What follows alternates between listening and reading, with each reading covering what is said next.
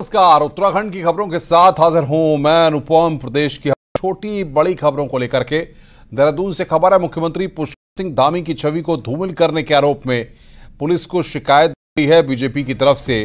देहरादून के डालनवाला थाने में शिकायत दी गई है। बीजेपी से संयोजक प्रवीण रेखवार ने यह तहरीर दी है, जिसमें आम आदमी पार्टी के सोशल मीडिया हैंडल चलाने वाले के खिलाफ शिकायत दी गई है। सोशल मीडिया पर एडिटेड वीडियो डालकर दुष्प्रचार करने के मामले में शिकायत दी गई है।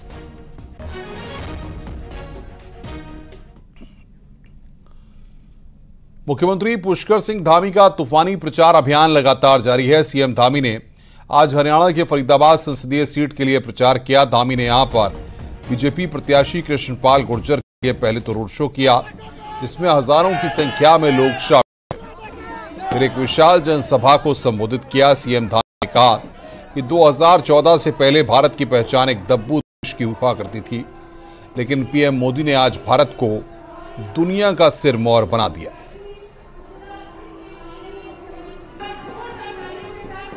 आज विश्व के अंदर कोई घटना होती है, एक समय था जब पूरी दुनिया के अंदर 2014 से पहले भारत एक दब्बू भारत और पिछलकू भारत के रूप में हमारी पहचान बन गई थी। भाइयों बहनों, आज उस दब्बू भारत और पिछलकू भारत से हमको बाहर निकालकर दुनिया का सिरमौर भारत बनाने का काम हमारे प्रधानमंत्री मोदी जी ने किया है। भाइयों बहनों,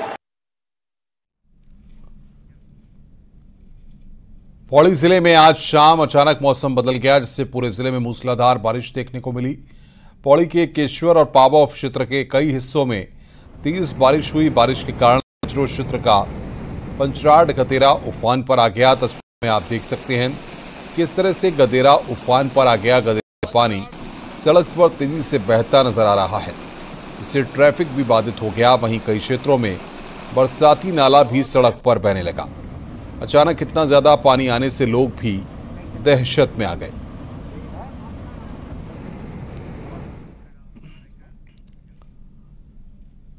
नैनीताल से खबर है, यहां भी बारिश के बाद भारी तबाही हुई है। नैनीताल के पहाड़ी हिस्सों में जोरदार बारिश हुई है।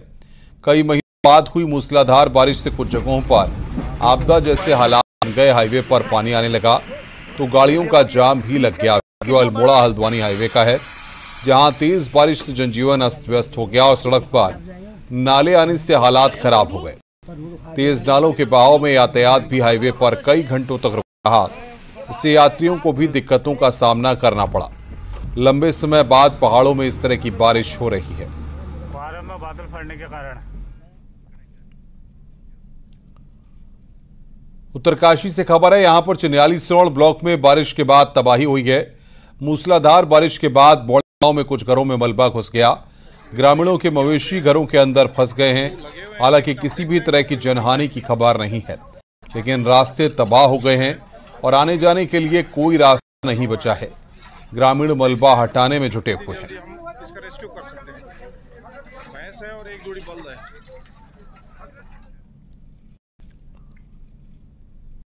श्रीनगर बद्रीनाथ नेशनल हाईवे पर तेज रफ्तार मैक्स गाड़ी ने इसको जोरदार टक्कर मार दी। बांसवाड़ा के पास हुए सड़क हादसे में शख्स बुरी तरह से घायल हुआ है, जिसका अस्पताल में इलाज चल रहा है। हादसे का सीसीटीवी सामने आया है, जिसमें साफ देखा जा सकता है कि शख्स सड़क के बिल्कुल किनारे चाय की दुकान पर खड़ा हुआ है।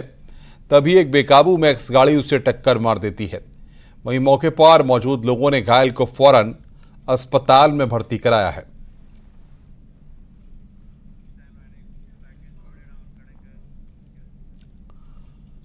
आगे बढ़ते हैं। उत्तराखंड की कुछ फार्मा कंपनियां जांच के घेरे में हैं।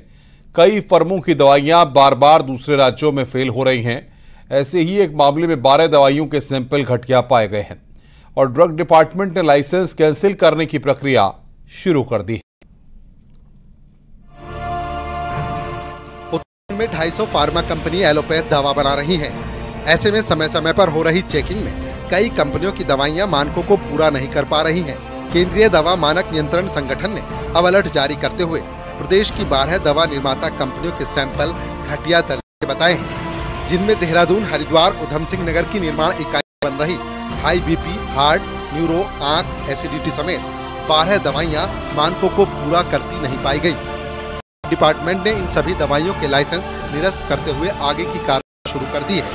जो 12 सैंपल फेल हुए उनमें जो है ड्रग कंट्रोलर और एडिशनल कमिश्नर साहब द्वारा जो है कुछ दवाई जो कंपनीज हैं उनके प्रोडक्ट लाइसेंस कैंसिल कर दिए गए हैं और साथ ही जो उन दवाइयों को रिकॉल किया गया है जो कि अधोमानक स्तर की पाई गई है। फार्मा एसोसिएशन से जुड़े जानकार बताते हैं कि इस तरह की कंडीशन तब आती है जब ज्यादा से ज्यादा दवाइयों की खपत होती है।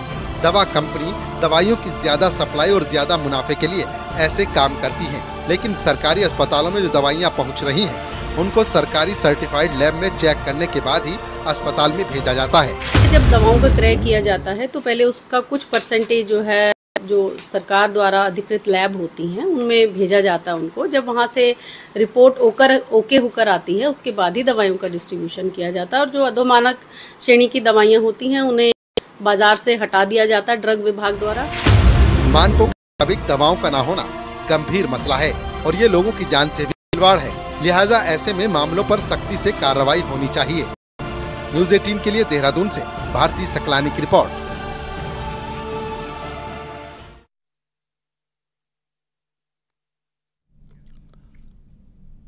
लगातार बढ़ रही गर्मी से निजात पाने के लिए युवा रुड़की में गंग नहर में अपनी जान जोखिम में डालकर छलांग लगा रहे हैं। तस्वीरों में आप देख सकते हैं किस तरह युवा पुल पर चढ़कर स्टंट दिखा रहे हैं। वहीं पुलिस प्रशासन का कहना है कि कई बार लोगों को हिदायत भी दी जा चुकी है, युवा अपनी हरकतों से बाज नहीं आ रहे हैं।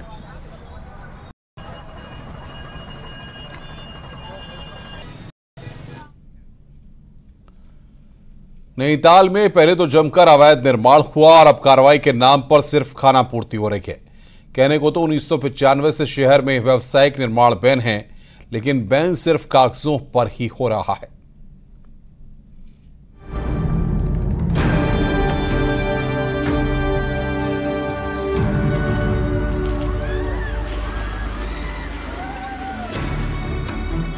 नैनीताल शहर में अवैध होटलों पर डंडा चल रहा है, लेकिन रसूखदारों पर सिर्फ दिखावे की कार्रवाई हो रही है।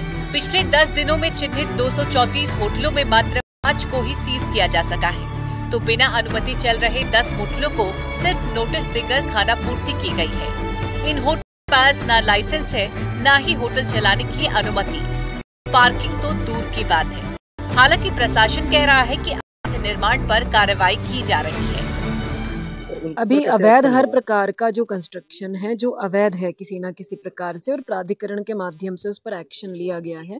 फिलहाल उसको हम लोग सर्वे करा रहे हैं कि उसमें उल्लंघन यदि किया जा रहा है, अगर दौरान वाद या स्टे के दौरान या सील के दौरान कोई कंस्ट्रक्शंस चल रहे हैं और अवैध जो रूप से रेजिडेंशियल जो भवन है उसमें कमर्शियल एक्टिविटीज करी जा रही है, पहले चरण में उसको सर्वे 1995 में सुप्रीम कोर्ट ने नैनीताल शहर में व्यावसायिक निर्माण पर रोक लगा दी थी।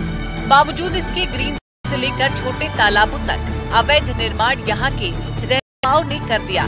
2007 में शहर की भार सहने की क्षमता यानी कि केयरिंग कैपेसिटी भी खत्म हो गई, लेकिन होटल, ग्रुप हाउसिंग, रेस्टोरेंट बनते रहे। हालात ये है कि पेड़ों को खतरे में डालकर घरों की अनुमति ली गई, जिनमें अब होटल खुलेआम चल रहे हैं और जिला विकास प्राधिकरण सोता रहा।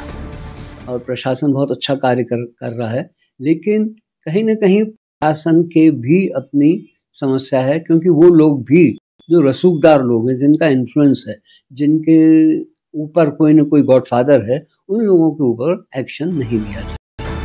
बहरहाल प्रशासन की कार्रवाई इसलिए सवालों के घेरे में है क्योंकि जिन अधिकारियों को अवैध होटल से लेकर निर्माण तक पर कार्रवाई करनी है, उनकी खुद की भूमिका भी सवालों में है कि आखिर उनकी विभाग के होते हुए कैसे अवैध होटलों का निर्माण आगे बढ़ा। न्यूज़ 18 के लिए नैनीताल से वीरेंद्र बिष्ट की रिपोर्ट।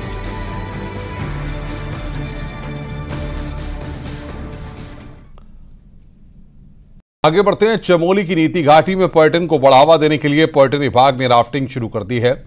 धौली नदी में इन दिनों राफ्टिंग की जा रही है, जिसका मजा पर्यटकों के साथ साथ स्थानीय लोग भी ले रहे हैं। नीति घाटी में पर्यटन की अपार संभावनाएं हैं। इन्हीं संभावनाओं को धरातल पर उतारने के लिए उत्तराखंड सरकार लगातार घाटी में खेलों को बढ़ावा देने का काम कर रही है।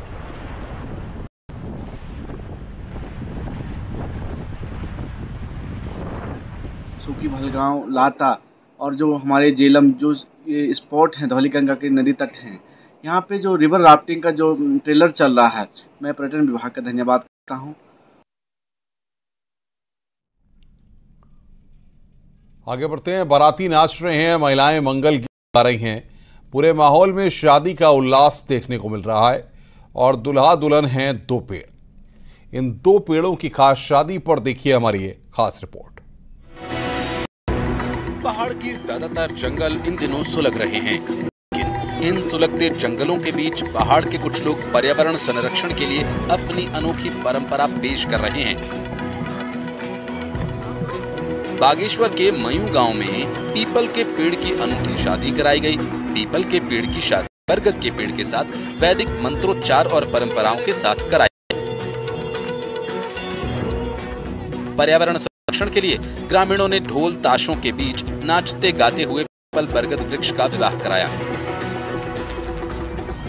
आज पूरी धार्मिक मान्यताओं के साथ यहाँ मयूं गांव में गोलजू मंदिर के गेट से बारात का तैयार होकर निकलना और फिर वहीं पर इन दोनों वृक्षों का रोपण करके इनको पुष्पित पल्लवित करना और इनका पूजन पर किए। ऐसे आयोजन गांव-गांव में होने चाहिए।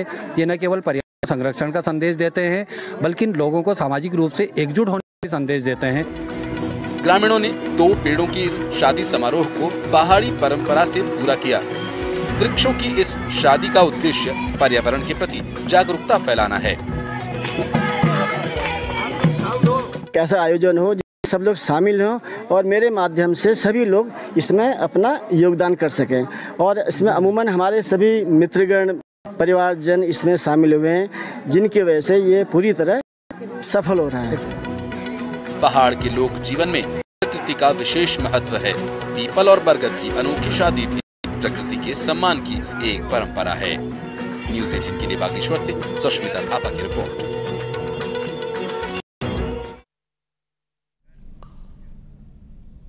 रुक रहे हैं यहां पर एक ब्रेक के लिए। खबरों का सिलसिला लगातार जारी है।